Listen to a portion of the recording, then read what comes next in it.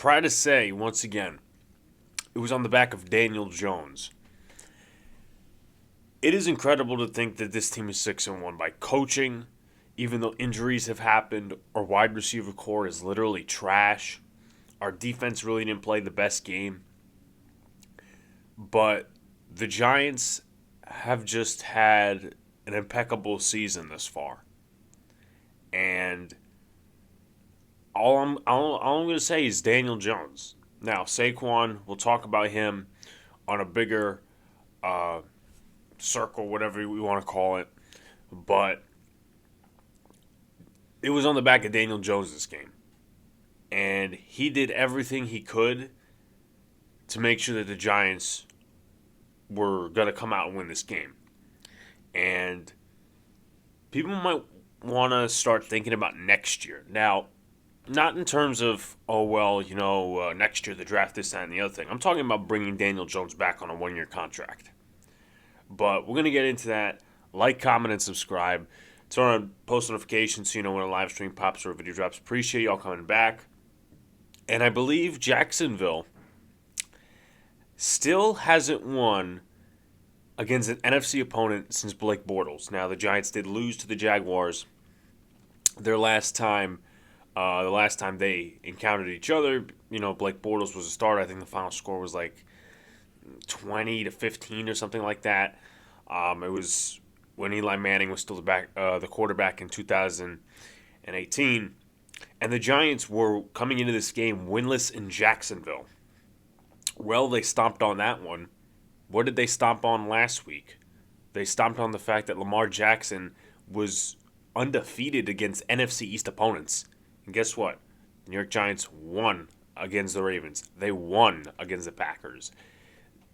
It's not a very comfortable schedule after the Giants came back from London. It wasn't a comfortable schedule. It wasn't.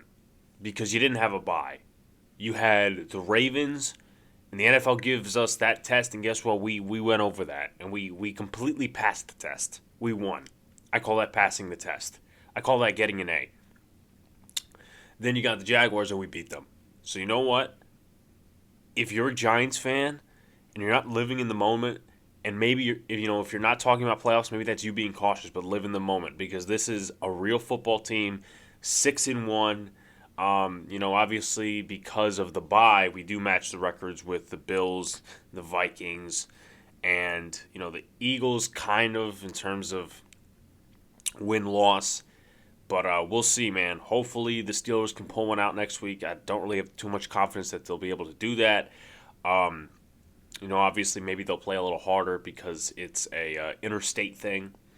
But we got Seattle next week. Obviously, we'll save that preview for later in the week when I get somebody from the Seahawks on. But the Giants are 6-1, and let's go right into it. So, stats-wise, Daniel Jones, 19 for 30, 202 yards, a touchdown, 6.7 yards per throw, a sack, 87.1 quarterback rating, and then a passer rating of 94. I mean, those are some of his best stats on the season. Now, maybe you could argue, okay, he could have got more passing yards, this, that, and the other thing.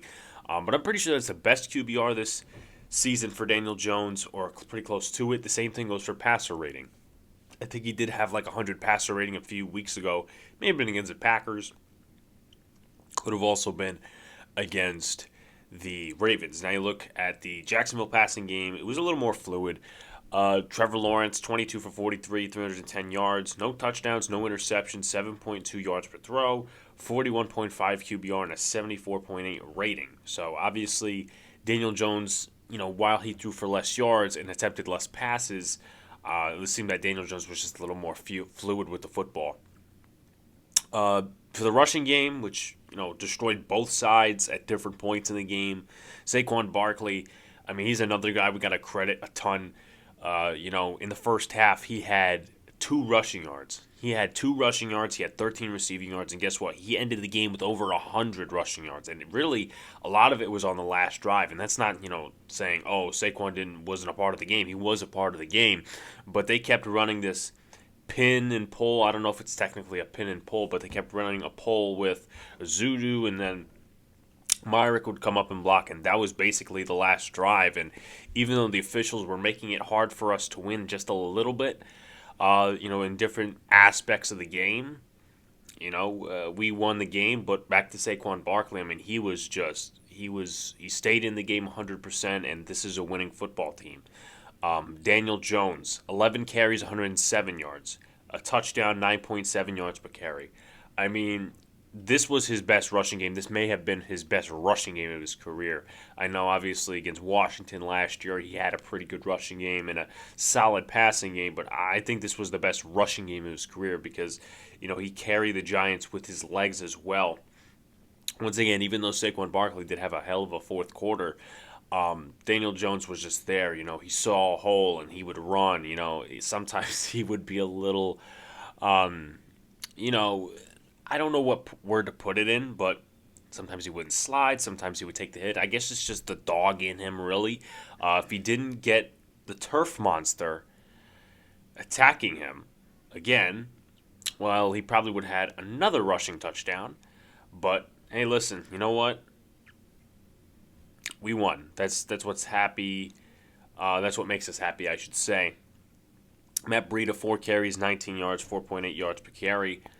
You look at the Jacksonville side, which they destroyed us in the running game. I'm going to say it. Travis Etienne, 114 yards on 14 carries, 8.1 yards per carry, and a touchdown. Zay Jones had a rush, so did JaMychal Hasty, Christian Kirk, and Trevor Lawrence.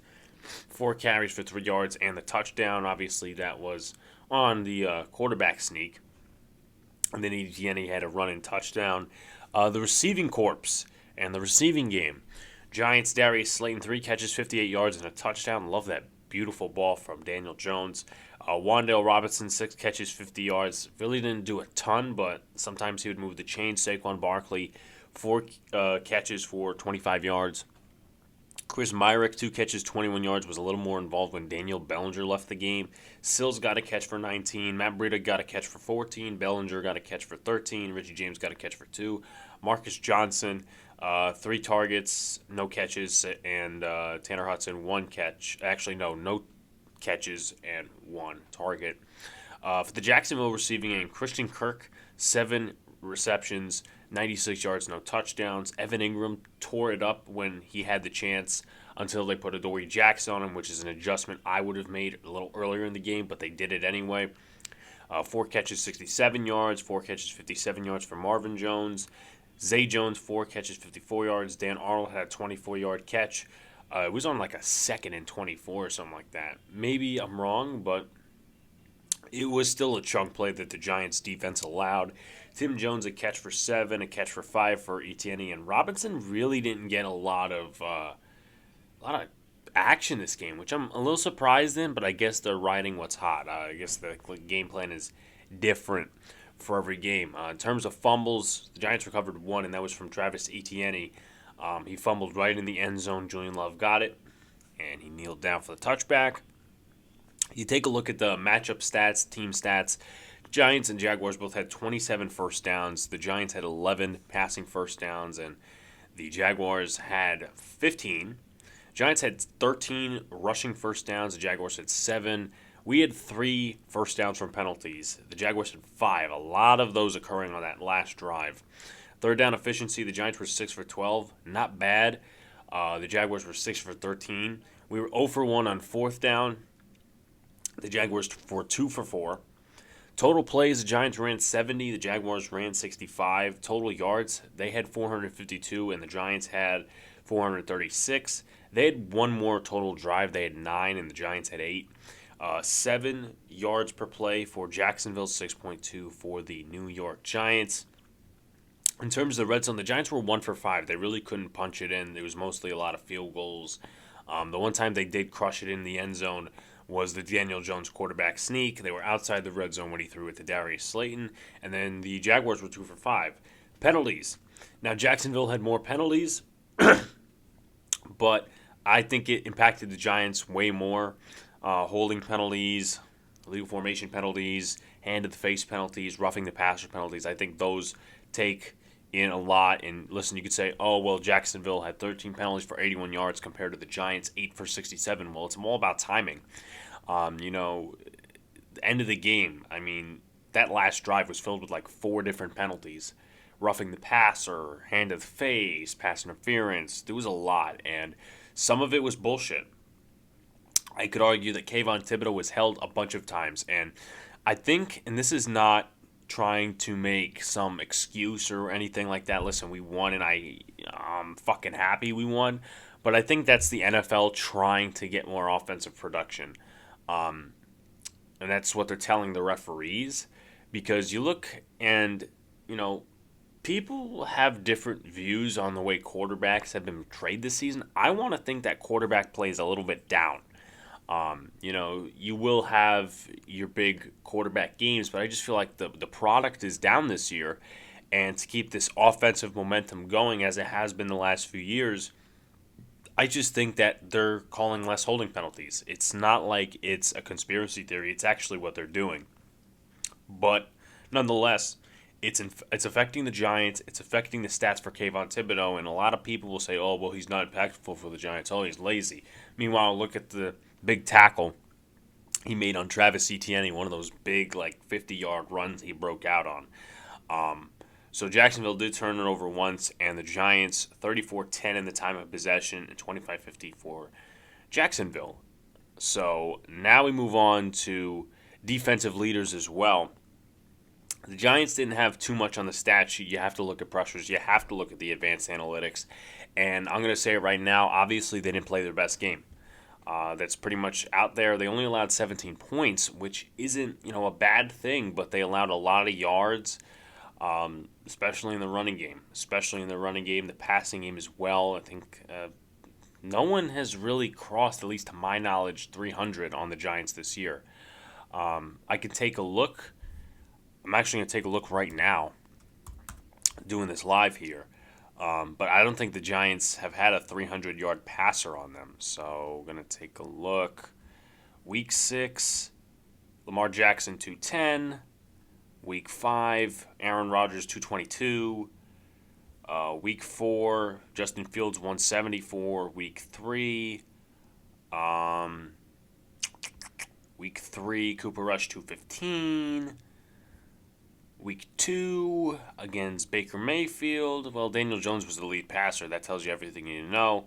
And Ryan Tannehill 266. So this was the first time they allowed over 300 yards in the passing game, and it did affect them. I think Fabian Moreau gave up 7 receptions on 12 targets, and then Adoree, I think it was like a 50% completion percentage, 4 for 8 quarterbacks, or at least Trevor Lawrence was against him. So, I thought Adoree had a good game. Fabian Moreau had, an all right game. It wasn't too great. But defensive leaders, in terms of the stat sheet, Fabian Moreau and Julian Love were the lead tacklers. Adoree Jackson had 2 pass deflections. Fabian Moreau had a pass deflection. Tay Crowder had a pass deflection that was nearly intercepted. Darnay Holmes had a pass deflection. Nick Williams had a pass deflection. Giants did not gather any tackles for a loss or a sack. I would like to think they did get a tackle for a loss on that stop on 4th down, which Lawrence was going for the sneak, and Jihad Ward and Jalen Smith and Quincy Roche, those last 2 downs were very good. Ryder Anderson as well. So I have to give him credit. But in quarterback hit-wise, Kayvon Thibodeau only got 1, but once again, look at the pressures. He definitely got a couple of pressures. I think he got 4 or 5. And then the other guy with quarterback hit was Leonard Williams. And I would like to see him get on the stat sheet a little bit more. I don't know why. Maybe we'll get into it later with the snap counts, which will be part of stock up, stock down. I forgot to add it in the little graphic we have here. But anyway, you'll see it later when we go over the snap counts, whether it was just, I don't know, because I feel like more, I feel like they played Justin Ellis and Nick Williams more than they should have, but, who knows. But anyway, I think it was honestly more on the linebacking core than it was on the defensive linemen in the secondary. But you take a look at Jacksonville's defensive leaders. Trayvon Walker recorded the 1 sack. I believe it was against Tyree Phillips. In terms of tackles for a loss, they had 4. Trayvon Walker with 1. Davon Hamilton with 1. Foyosadi Alaquan, I think that's his name.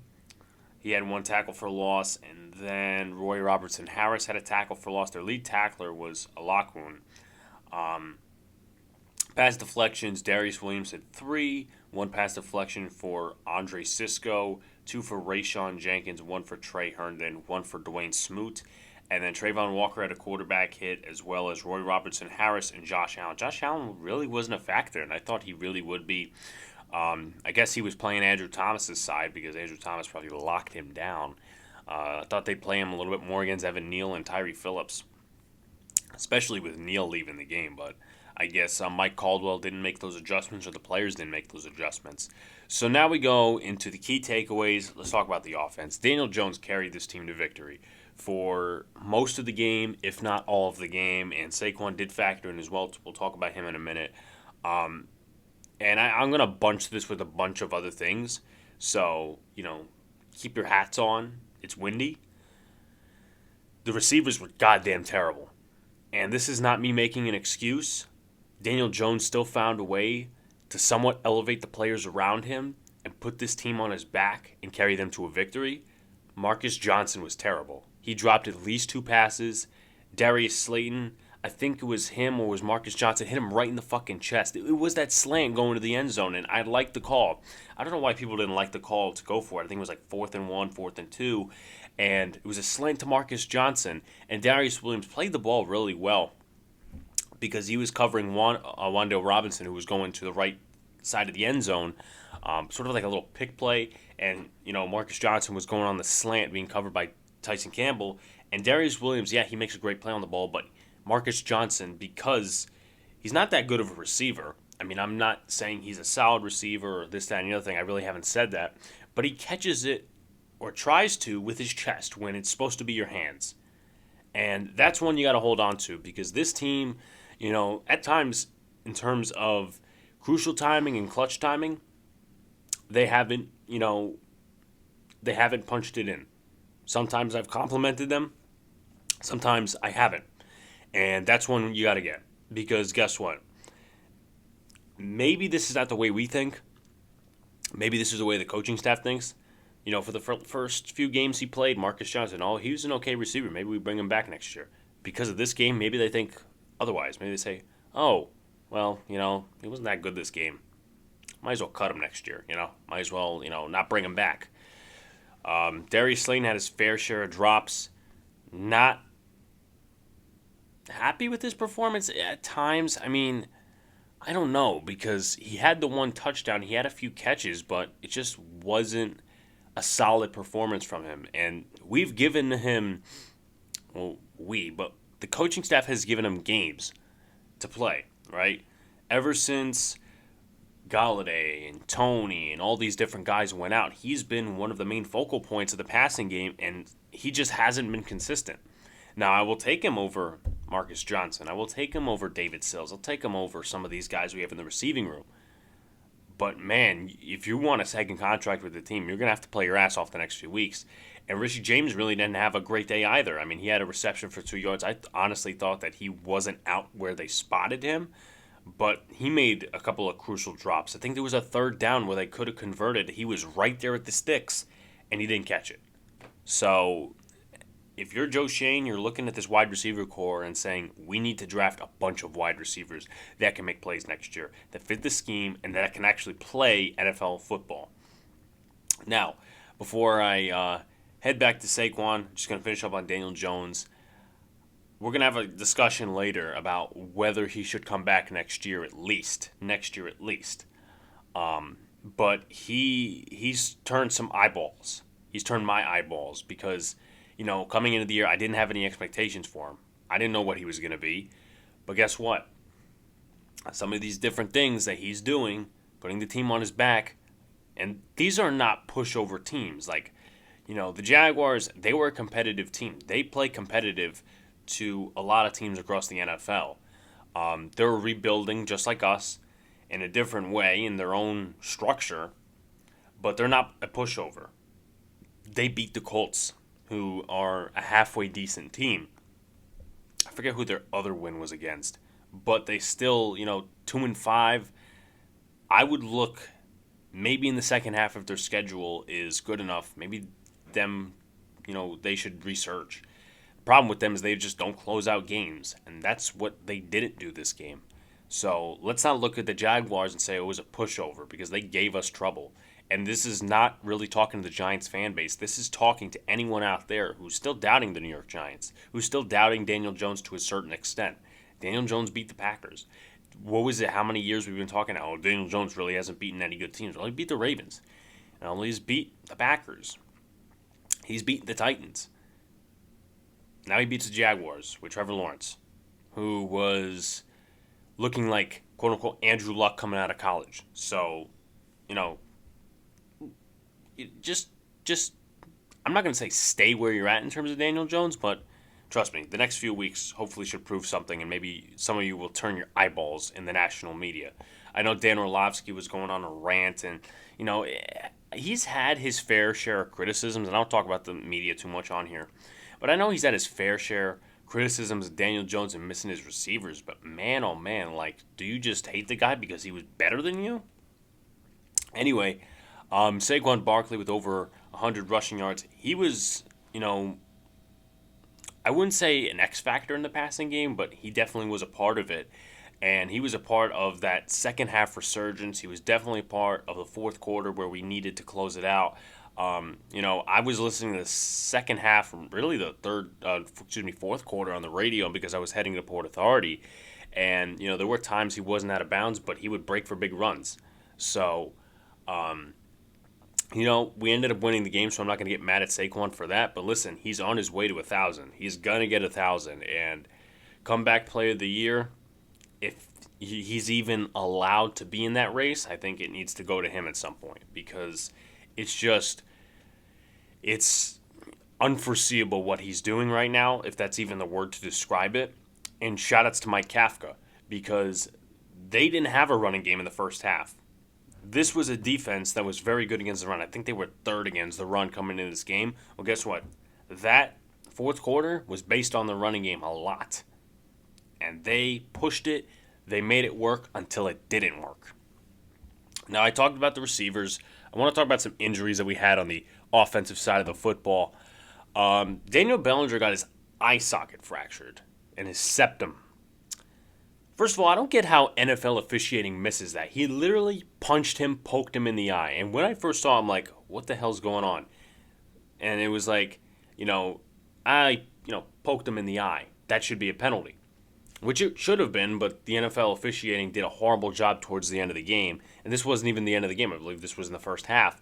And then, he's on the cart, and his eye just looks fucking terrible. And then now we see that he's going to miss some time because of the fractured septum, the fractured socket. So whoever honestly did that should make a fucking apology. And maybe you could call me biased, Jaguar fans or whoever, but you should fucking apologize because, ACL, that's not necessarily an injury caused by, someone making a big hit. No, that's usually non-contact. Some of these other injuries like MCLs, non-contact. But when you literally poke somebody in the fucking eye, and it's not like, okay, they come back in the game. No, his septum is literally fractured. His socket is literally fractured. He's going to be out a few weeks. This isn't no pushover injury. So whoever did that should fucking apologize. I don't care whether I get called out or not. They should apologize. But on to the non-contact injuries. Evan Neal and Ben Bredeson got hurt. I don't know what Bredeson's injury is, but Evan Neal is dealing with an MCL sprain. He should be back, quote-unquote, against the Cowboys. And you know what? Honestly, let him rest. I don't know how he played during the game. I would assume he played well because, there wasn't really too much pressure on Daniel Jones, apart from the Tyree Phillips thing, who I thought played okay. I mean, he gave up 4 pressures, but I thought he played okay. So, obviously, these are 2 big losses. I'm going to guess Bredesen is on the same kind of injury spectrum as Evan Neal. And that's going to give time to Josh Azudu to really slip in and play left guard and get some of his deficiencies out of the way. They've been rotating him and this and that and the other thing. Do they keep a rotation going with Jack Anderson is my question. Do they want to keep that carousel left guard? I don't think they will, but I would try to give Jack Anderson some time. My personal opinion. But anyway, Bredesen, hopefully he gets better because he's been solid over the last few weeks. Evan Neal, he's been getting better. And that's pretty much what I got to wrap up the offense with. We'll talk about a little bit more, injury concerns towards the end of the podcast episode, even though we talked a lot about it here. Let's go to the defense. The Giants had their second worst defensive game, or maybe even their worst if you want to talk about a couple of different things, but only allowed 17 points. And I think, people will say, oh, the Giants defense is terrible, this and the other thing. I think it's a clutch factor in this defense. I think it's the fact that they never give up. The resiliency, as I've talked about. They were overmatched last week against the Ravens. Guess what? They fought themselves back into the game, made some key stops, interception, fumble recovery. Those things make a defense more than the stats. They are resilient. They are a resilient group. And the passing game, now you can consider it a lot because of the last drive and some of the other things that Trevor Lawrence did throughout the game. And sometimes he really didn't have any pressure on him, but just resiliency. While we're talking about the defense not being able to stop the run, which they didn't again, which is a huge problem. How does that get fixed, you ask me? I think it's the linebackers. We have some solid defensive linemen, Leonard Williams, Dexter Lawrence. He made a really nice play on that Trevor Lawrence. I wouldn't call it a boot. It was like a designed run, and Lawrence was just like, you know what, let me tackle this guy. And it's funny because it's Lawrence on Lawrence crime, and both of them went to Clemson. Anyway, but we have some solid D linemen. Even Nick Williams has been solid for us this year. It's just the inconsistency with the linebacking core. Now, Micah McFadden hasn't played a ton. Jalen Smith, he wasn't really too recognizable this game, which can be a good thing. It also can be a bad thing because you get, washed away in the running game. Tay Crowder wasn't very recognizable, so they may want to look for some other options in terms of that. Maybe keep him as a reserve. It's, pretty dicey when you talk about it. But to some other takeaways, Kayvon was the source of the pressure. He was held many times by Cam Robinson. There was that one play where he still got to Lawrence. He just threw it out, but he got the quarterback hit, and he was literally being held like this. He was being held like that, and the referee is back there for a reason, to see if there's any penalties that should be, going on in the backfield, whether it's roughing the passer, whether it's hand to the face. But, they didn't call it. They decided to call a phony roughing the passer on Dexter Lawrence, and Mark Schlereth even called out. He said, I know we got to protect these quarterbacks, but that's just awful. In my personal opinion, I think Trevor Lawrence flopped on that one roughing the passer because Dexter Lawrence, it's all a momentum thing. He pulls the jersey, and it's not like he slams the ground and hits his head or whatever. I think he flopped, and then they called the roughing the passer, and I think the Giants ended that drive successfully. They may have not, but he was also called for another roughing the passer, which, was at least the way I looked at it. I think he, at least what I was told, put his full body weight on, which, I can understand to a point. Safeties with the clutch forced fumble and fumble recovery. Xavier McKinney punched out in the red zone. Julian Love recovered it, so smart play by the defense there. I would like to see Landon Collins a little bit more. Now, I understand this was his first game back in a Giants uniform, and, I think when it's really going to hit him is after the bye, because he'll get more of a recognition at home, because we open up after the bye against the Texans. Now, obviously, the Texans aren't necessarily the greatest opponent. They're not a very good team this year. They just lost the Raiders. He'll get recognition because he's home, all the emotions, but also he will catch up with the scheme, and that would be in 2 weeks' time, 3 weeks' time. So, that's a game I might go to. I'm not so sure about it, though. But the one play, he did create an impact. They ran a screen, which the Giants had trouble against in this game. But they ran a screen. I think it was like third down, and Landon Collins just made a shoestring tackle. And, he made the stop. So credit Landon Collins. Stock up, stock down. I'm going to say Daniel Jones, definitely. Saquon Barkley, after, last week, not really having too much of a game. Dexter Lawrence keeps doing his thing. Leonard Williams keeps doing his thing. I thought Adoree Jackson played well in the key moments. Wide receivers definitely have to be stocked down. Linebacking core has to be stocked down. I can't think of anybody else. So that's stock up, stock down. Before we get to the other topics, we always got to get to them snap counts. So we'll start out with the offense. Andrew Thomas, Mark Lewinsky, Daniel Jones, and John Feliciano all earned 100% of the snaps. 81% for Saquon Barkley, 79% for Joshua Ezeudu, 79% for Marcus Johnson, 75% for Tyree Phillips, 69% for Wan'Dale Robinson, 60% for Chris Myrick, 57% for Darius Slayton, 39% for Tanner Hudson, 34% for Daniel Bellinger due to injury, 31% David Sills, 25% Evan Neal, 23% Matt Breida, 21% Ben Bredesen, 16% for Devery Hamilton, sometimes uses the extra tackle. Richie James, 9%, so that kind of has to be a little telling. Because he would normally play like in the 20s, 30s, 40s, maybe even 50%. Only got 7 snaps during the game. And then Jack Anderson, only 2 snaps, which I didn't even realize he was a guard or at some point or just an offensive lineman. Take a look at the defensive side of the ball. Julian Love, Fabian Moreau, and Xavier McKinney all played 100% of the snaps. Adoree Jackson was down on a play. He came out and came back in. 90% of the snaps, 89% for Kayvon Thibodeau, 86% for Leonard Williams, 80% for Darnay Holmes, 70% for Dexter Lawrence, 68% for Tay Crowder, 66% for Jalen Smith and Jihad Ward, 58% for Timon Fox, 32% for Dane Belton, 32% for Landon Collins, 24% for Nick Williams, 18% for Nick McLeod. He's played really well in a Giants uniform. 18% for Justin Ellis, 8% for Ryder Anderson, and 3% for Quincy Roche. And once again, it was that third down stop before the fourth down stop that Quincy Roche really made his name known. So there is that. Let's talk a little bit about the injuries, then we'll talk about Daniel Jones on a long-term standpoint. So as far as injury concerns go, I think they should stick with Tyree Phillips at right tackle for right now. As far as the tight end position goes, that's a tricky one because you could stick with Tanner Hudson. You could stick with a guy like Chris Myrick. Obviously, he's going to be the H-back, the fullback, whatever you want to call him. But you could also sign a guy like Jeremiah Hall. I think he's eligible to sign with the Giants again. Though they released him during training camp, so I don't really know that they want him back. Andre Miller, they cut him with a injury reserve or reserve injury, settlement.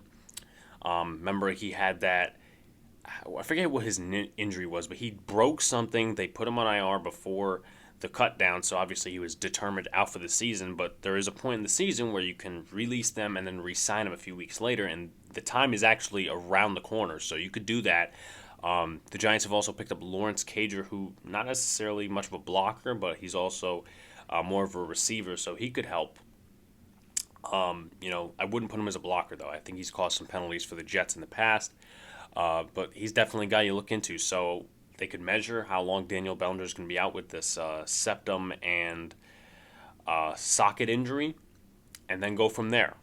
Definitely go from there because the tight ends have been a great part of this offense, and really Daniel Bellinger I think is going to be missed.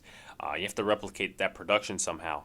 So there's that. In terms of the injuries, well, the injury to Ben Bredesen, I think you got to go with Josh Ezeudu. He may not be ready. I don't necessarily know how the defense looks, but in terms of Seattle, of course.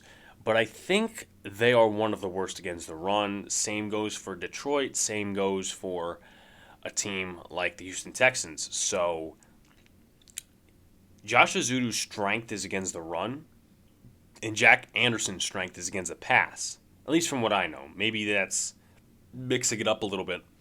But I think definitely you need to give Ezeudu 100% of the snaps. We can't really do this rotation stuff for too much longer. You got to figure out over the next few weeks if you have a guy who needs to build on his game, if he's a waste of a pick.